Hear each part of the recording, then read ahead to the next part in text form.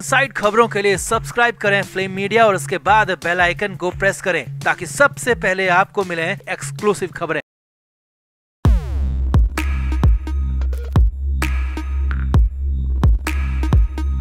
Sushant Singh Rajput case की जांच अब अपने मुकाम पर पहुंचती दिख रही है। जांच एजेंसी को जिस मुख्य आरोपी की तलाश थी उस तक पहुंचने में कामयाबी मिल गई है। जी हां, सुशांत केस में एक ऐसा नाम सामने आया है जिसका सुशांत सिंह राजपूत से तो सीधा कनेक्शन था ही, साथ ही वो खुद एक्टिंग की दुनिया में भी हाथ आजमा चुका था। और तो और वो सुशांत के साथ सुशांत की ही बिल्डिंग में रहता था। जी हाँ, ये चौंकाने वाला खुलासा खुद जांच एजेंसी ने किया है। जांच एजेंसी की माने तो वो इतना शातिर है कि उसने 14 जून से पहले खुद को 1 साल तक गुमशुदा ही रखा था। मतलब वो किसी के भी कांटेक्ट में नहीं था। और सबसे हैरानी की बात ये है कि उस शख्स का दुबई में बैठी डी गैंग से भी सीधा कनेक्शन है। तो मानकर चलिए कि सुशांत केस में बहुत बड़ी मछली हाथ लगी है और यही मछली अब असली मगरमच्छों का नाम उगलेगी। तो इस शख्स को लेकर और क्या क्या जानकारी निकलकर सामने आ रही है और जांच एजेंसी ने इसे लेकर क्या कुछ कहा है, वो सब आपको बताते हैं। आप भी वीडियो को शेयर करें और अपनी राय कमेंट बॉक्स में जरूर दें। एक और 14 तारीख गुजर रही है, महीने दर महीने निकलते जा रहे हैं और देखते ही देखते 1 साल भी हो जाएगा। अब तक सुशांत के फैंस की मौत के पीछे कई अलग अलग वजह सामने आई थी, मगर अब ये केस एक नए मोड़ पर आ गया है। सुशांत सिंह राजपूत की मौत के मामले से जुड़े ड्रग केस में एनसीबी ने प्राइम सस्पेक्ट की पहचान कर ली है। एनसीबी की टीम ने इस सस्पेक्ट के घर पर छापा भी मारा है। तो साहिल शाह उर्फ फ्नेको, ये नया नाम सुशांत केस में निकल कर सामने आ रहा है। एनसीबी से मिली जानकारी के मुताबिक साहिल शाह मुंबई के मलाड इलाके में रहता है। वहीं उसके घर पर एनसीबी ने छापा मारा। सबसे अहम बात यह है कि साहिल शाह मलाड की जिस बिल्डिंग में रहता है, कभी वहां पर सुशांत सिंह राजपूत भी रहा करते थे। दोनों एक ही समय में एक ही बिल्डिंग में रहते थे। साहिल शाह की पत्नी भी एक टीवी एक्ट्रेस है, इसीलिए साहिल शाह सुशांत को बहुत अच्छी तरह से जानते थे और सुशांत का भी साहिल से कनेक्शन था। ये बात भी निकलकर सामने आ रही है।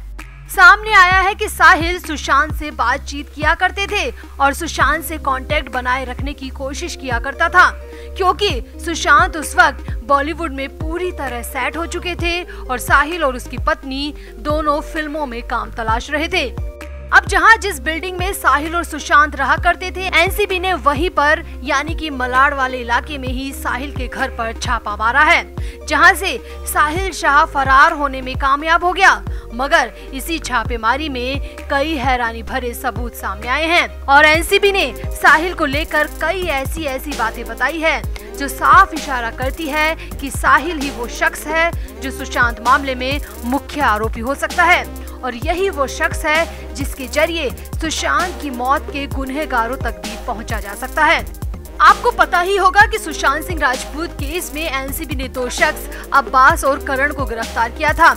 एनसीबी को पता चला था कि साहिल उन दोनों को ड्रग की सप्लाई करता था।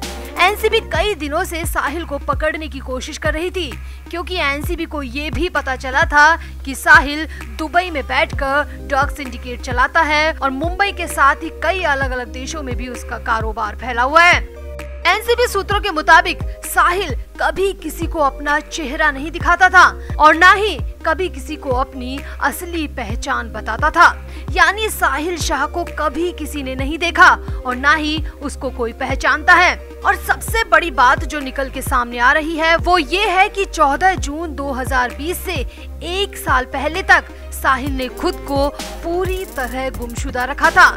मतलब वो किसी के भी कांटेक्ट में नहीं था, यहाँ तक कि वो अपने परिवार के भी संपर्क में नहीं था। मतलब समझा जा सकता है कि प्लानिंग कितनी खतरनाक रही होगी, सुशांत के खिलाफ साजिश कितनी गहरी रही होगी। अब साहिल का नाम सुशांत केस में कैसे सामने आया वो भी आप एनसीबी के मुंह से सुनिए। एनसीबी के मुताबिक गिरफ्तार किए गए अब्बास और करण से एनसीबी ने पूछताछ की थी, जिसमें वो बार बार फ्लैको का नाम ले रहे थे। अब एनसीबी ने कई दिनों तक फ्लैको के नाम से सर्च ऑपरेशन किया, मगर फ्लैको तो एक पूरी तरह बनावटी नाम था।